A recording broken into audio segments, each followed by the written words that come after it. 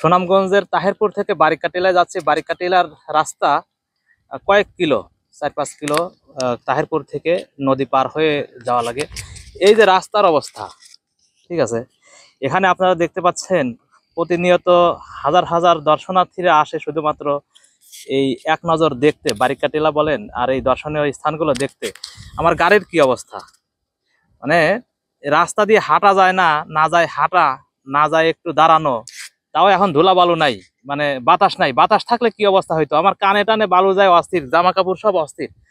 মানে আগামীকাল আর এই কাপড় পরা যাবে না, আগামীকাল কোনো এখনই কোনো জায়গায় যাওয়া যাবে না। যদি আর সবচেয়ে আমার অবাক লাগতেছে, এই এলাকায় শ্বশুর বাড়ি যখন যায় মানুষ কিভাবে যায়, শ্বশুর বাড়ি যাওয়ার সময় কি এইরকম মানে পোশাক বানায় নিয়ে যায়? আর একটা পর্যটন কেন্দ্র, সেখানকার রাস্তার যদি এই অবস্থা হয়, এই দুর্দশা হয়, তাহলে আমাদের বাংলাদেশ আগাবে কি করে? আমাদের দেশের কি যারা কর্ণধার আছেন, যাদের প্রশাসন নিয়ে আছেন, যাদের রাজনৈতিক পাওয়ারে আছেন, তাদের কি উচিত ছিল না এই রাস্তাগুলো, এই মানে পর্যটন কেন্দ্রের রাস্তাগুলোকে স্পেশাল ভাবে নজর দেওয়া?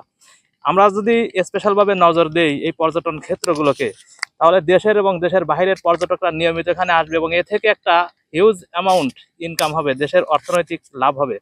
আমরা যদি থাইল্যান্ডের দিকে তাকাই, মালদ্বীপের দিকে তাকাই, ভিয়েতনামের দিকে তাকাই, তাহলে দেখতে পারবো যে তাদের পর্যটন কেন্দ্রের যাবার জায়গাগুলো কি ধরনের, আর আমাদের বাংলাদেশের পর্যটন কেন্দ্রের যাবার জায়গাগুলো কি ধরনের। আমরা যদি কক্সবাজারও যাই, যেখানে বাংলাদেশের পর্যটকরা নিয়মিত দেশের বাহির থেকে আসে, সেখানকার রাস্তার কি অবস্থা, ঠিক আছে।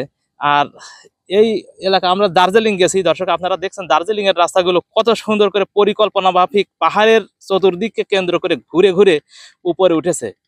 আর এই আমাদের বাংলাদেশের রাস্তা, এখানে মানে এখানে ঘোরাফেরার কোনো পরিবেশই নাই। মানে আমরা যে সুন্দর সুস্থভাবে আসবো, অসুস্থ হয়ে যাবো। আমরা যদি রোগীর দিক কথা চিন্তা করি, যারা আল্লাহ না করুক অসুস্থতায় যারা মানে ভোগেন, তারা হাসপাতালে যেতে কি কষ্ট হয়। তো দর্শক, আপনারা যারা দেশ এবং দেশের বাইরে ঘোরাফেরা করেন, রাস্তাঘাটে যাতায়াত করেন, তারা একটু কম্পেয়ার করবেন, তুলনামূলক আপনাদের গঠনমূলক মতামত দিবেন কি ধরনের রাস্তা হওয়া উচিত ছিল। আমরা দেখছি কাজ চলতেছে, হয়তো বা 5 বছর আগে থেকে কাজ চলছে, সামনের আরো 5 বছর পরেও কাজ চলবে, চলতেই থাকবে। আমরা চাই এর একটু সুন্দর ব্যবস্থা। ধুলায় ধূসরিত এই অঞ্চলের মানুষ শ্বশুর বাড়ি যায় কি করে, অথবা এখানে যারা বিয়ে করে তারা বিয়ের আগের কি চিন্তা থাকে আর বিয়ে করার পরবর্তীতে কি চিন্তা থাকে, পোলাপান বউ পোলাপান নিয়ে যখন পোলাপানের নানা বাড়ি যায়, নানি বাড়ি যায়, তখন তাদের কেমন বা ফিলিংস লাগে, আমার আসলে মাথায় আসতেছে না। তো কি আর করার, সবকিছু মেনে নিতে হবে। যাই, বারিকাটিলায় যাই।